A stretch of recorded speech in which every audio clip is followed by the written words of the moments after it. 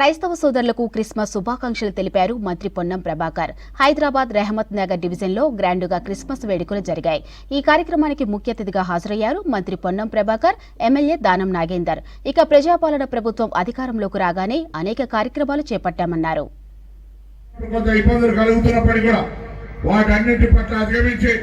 ఈ ప్రభుత్వం పూర్తిగా అండగా ఉంటుంది. ఎక్కడ కూడా ఇబ్బంది రాకుండా మీ పట్ల సానుకూలమైనటువంటి వాతావరణంతో కార్యక్రమం తీసుకుంటుందనే మాట మనం చెప్తా ఉన్నా. సీనియర్ గారు చెప్పారు, ఈ ప్రభుత్వం ప్రజాపాలన ప్రభుత్వం. ఈ ప్రభుత్వం అధికారంలోకి వచ్చినాక మీరు చూస్తా ఉన్నారు, ఇలా అనేక కార్యక్రమాలు జరుగుతూ ఉన్నాయి. ఇంకా జరగాల్సిన అవసరం ఉన్నది. ఇలా తెలంగాణ అక్కా చెల్లెలంతా ఆర్టీసీ బస్సులో ఉచితంగా ప్రయాణం చేస్తా ఉన్నారు.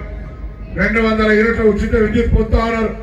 500 గ్యాస్ సిలిండర్. ఈ విధంగా గ్రామీణ ప్రాంతాల్లో రైతులకు 2 లక్షల మాపు ఈ విధంగా కార్యక్రమాలు కావడం కాక తెలంగాణ ఒక సంవత్సరం కాలంలోనే 55,000 పైన ఉద్యోగాలు మరి పొందడం జరిగింది.